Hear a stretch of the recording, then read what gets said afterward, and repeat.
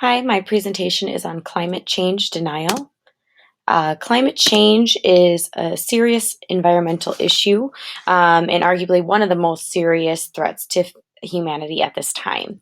97% of scientists agree that climate change is real, and most of them agree that it is a result of human actions, more specifically, the burning of fossil fuels and an increase in carbon dioxide emissions.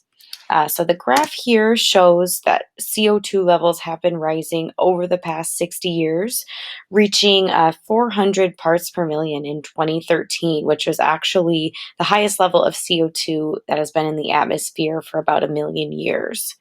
So the up and down patterns on the graph show seasonal variations, but it's important that we do see this overall upward trend and increase in CO2 in the atmosphere. So since CO2 is a greenhouse gas, this means that increased greenhouse gases in the atmosphere will absorb more sunlight as opposed to it being reflected back out in the atmosphere. So this is due to the greenhouse effect. So the extra absorption of radiation causes heat to be trapped in Earth's atmosphere and leads to an overall warming of our climate. Scientists estimate that we would not be able to withstand a warming or global surface temperature increase of 2 degrees Celsius over pre-industrial averages. As you can see on this graph, if we were to stay on our current emission path or business as usual, which is shown in red, we would far surpass the 2-degree increase or threshold. So in order to stay below this 2 degrees Celsius temperature increase, we would not only need to cut out all carbon dioxide emissions, but actually find a way to remove carbon dioxide from the Earth's atmosphere. So there are several environmental issues that sort of snowball off of climate change. Some of these issues include loss of biodiversity, land degradation, the depletion of our ozone layer, and also sea ice melting. These different issues all affect one another, and there are many feedbacks or feedback loops that work together to make climate change occur even more rapidly. So this image does a good job of showing environmental issues associated with climate change and how they are all connected to each other. And as you can see with human health in the center, everything ultimately affects human health in some way.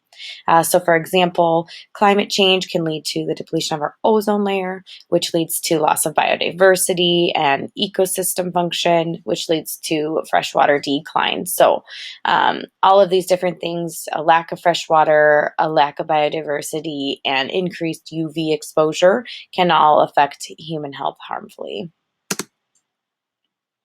Sea ice melt is another huge issue associated with climate change. As seawater temperatures increase, ocean waters become warmer, and eventually this will lead to the shutdown of our ocean circulation. So warm waters are no longer mixing with cooler waters, which just means that the seawater will get even warmer and lead to an increase in acceleration of the melting of our sea ice. This picture here shows the polar ice cap in the Antarctic. And in 1979, you can see where the red line shows that's where the ice was in 1979. And this picture is from today. So you can see that we have lost a large amount of our sea ice.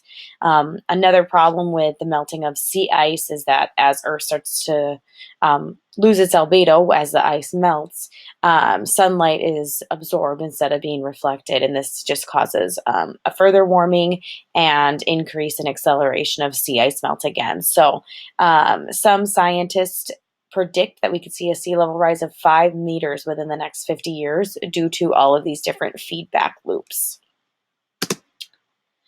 So talking a little more about the sociological factors that play a role in climate change denial. Money in particular, especially the profits from big oil companies, are definitely a big contributor to climate change denial. There are other issues such as vertical knowledge gaps and how to govern this ecological problem that also play a role in climate change denial. So it's no secret that in our capitalist society, making a profit is what drives our capitalist society. This can sometimes mean that negative externalities are easily overlooked, especially with regards to the environment. So big oil companies are some of the biggest drivers for climate change denial, and Exxon in particular funded $31 million to organizations that will spread doubt about climate change. What's especially interesting about Exxon is that they conducted research in the 70s and 80s with regards to climate change, and actually hired a group of scientists that found that climate change was real and was due to human actions. However, even with all the evidence that the scientists supplied for them, Exxon decided to completely change their view and their stance on climate change and started funding climate change denial.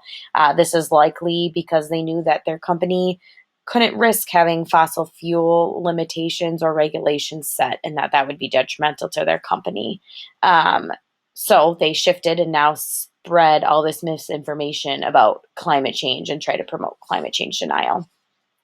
Another interesting article that I read talked about how people think if we were to take action against climate change, that would mean an increase in taxes, which would hurt the economy. And since people fear an unstable economy, they will just go along with the notion that climate change must not be real. There's also a problem with the lack of information that's delivered between scientists and the general public.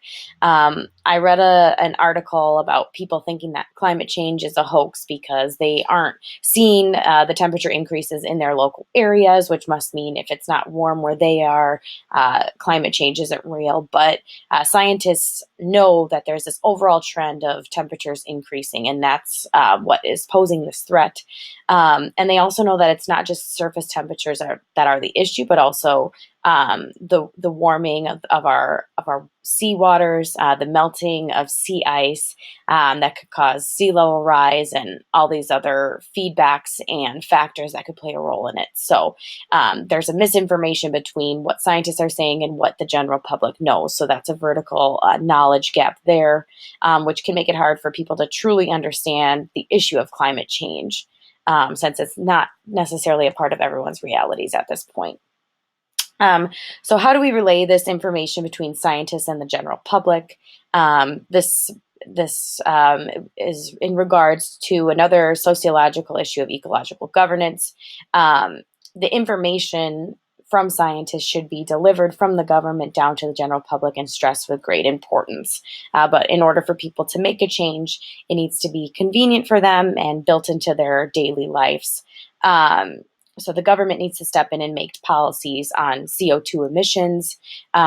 Recently, the Paris Agreement was set in place and is currently being signed by all countries all over the world. And this Paris Agreement was designed so that we could find a way to cut CO2 emissions and fight against climate change, which sounds great. However, the agreement didn't have a lot of accountability policies put in place to make sure that people were actually following the protocols. And without that accountability, there's really no reason for people to follow what the agreement says, other than trying to make themselves look good to other countries. So at this point, it sort of seems as though the Paris Agreement has set itself up for failure, and without more serious policies put in place, and stipulations to ensure that everybody is following this and cutting emissions and working towards a more global sustainable model, we definitely won't be able to resist climate change without that set in place. So I'll end with this quote on a more positive note on how all of us can contribute and do our part towards working against climate change here. And it's from the Lorax, Dr. Seuss's The Lorax. Unless someone like you cares a whole lot, nothing is going to get better. It's not.